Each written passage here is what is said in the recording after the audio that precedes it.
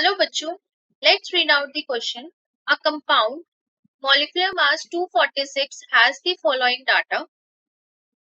Element A, B, C and D with their percentage composition and their relative number of atoms. From the data, find out the molecular formula of the compound. आपको यहाँ पे जो data given है उससे आपको molecular formula निकालना है compound का. तो उसके लिए हमें सबसे पहले तो क्या निकालना पड़ेगा, एटॉमिक मास निकालना पड़ेगा. एटॉमिक मास निकालने के लिए हमें क्या करना पड़ेगा, परसेंटेज कॉम्पोजिशन को रिलेटिव नंबर ऑफ एटम से डिवाइड करना पड़ेगा. दूसरी चीज हमें सिंपलेस्ट रेशियो निकालना पड़ेगा. सिंपलेस्ट रेशियो निकालने के लिए पहले हमें क्या करना होगा, एटॉमिक मास निकालते हैं, फिर हम अपना सिंपलेस्ट रेशियो की तरफ मूव ऑन करेंगे.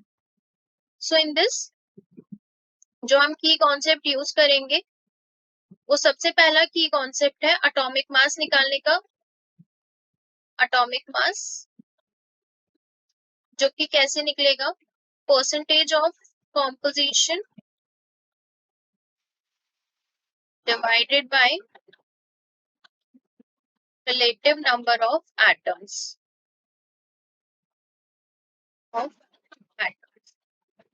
Element one first element that is a, उसके लिए वैल्यू निकालेंगे 9.76 डिवाइडेड बाय 0.406. तो यहाँ से वैल्यू आएगी हमारी 24.03 ग्राम. बी के लिए आएगा 13.01 डिवाइडेड बाय 0.406, वैल्यू बिकम 32.04 ग्राम. सी के लिए आएगी 26.01 डिवाइडेड बाय 1.625, वैल्यू आ गई हमारी 16.0 ग्राम. डी के लिए आएगा हमारा 51.22 डिवाइडेड बाय 2.846, तो वैल्यू आ गई हमारी 17.99 ग्राम. ये तो एटॉमिक मास की बात हो गई. अब हमें क्या निकालना है, सिंपलेस्ट रेशियो. सिंपलेस्ट रेशियो के लिए हमें क्या करना होगा, जो हमारे पास रिलेटिव नंबर ऑफ एटम्स है उसमें जो सबसे छोटी वैल्यू है उसको हर एक एलिमेंट के रिलेटिव नंबर ऑफ एटम से डिवाइड करना होगा. तो कैसे करेंगे, 0.406 ये किसके लिए है, एलिमेंट ए के लिए. सबसे छोटा नंबर हमारा 0.406 ही है, तो इसको डिवाइड करा, ए के लिए 1 आ गया.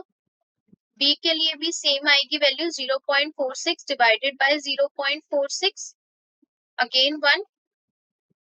सी के लिए 1.625 relative number of atoms divided by smallest relative number of atom that is 0.406. तो यहाँ से इसकी वैल्यू आ गई 4. इसको कैलकुलेट करा तो वैल्यू आ गई हमारी 4. एलिमेंट डी की है तो 2.846 डिवाइडेड बाय 0.406, इसको कैलकुलेट करके वैल्यू आ गई हमारी 7. अब हमें मॉलिक्यूलर फॉर्मूला बताना है इसका, तो इसके लिए जो हमारा फॉर्मूला बनेगा वो क्या बनेगा, A1 B1 C4 D7, ये हमारा फॉर्मूला आएगा. तो A1 यानी कि A क्या है हमारा, कितना मास एटॉमिक मास निकाला है हमने इसका 24.03 इंटू 1 प्लस बी का कितना है 32.04 इंटू 1 प्लस सी का 16.0 इंटू रेशियो 4 प्लस डी का कितना है 17.99 इंटू 7.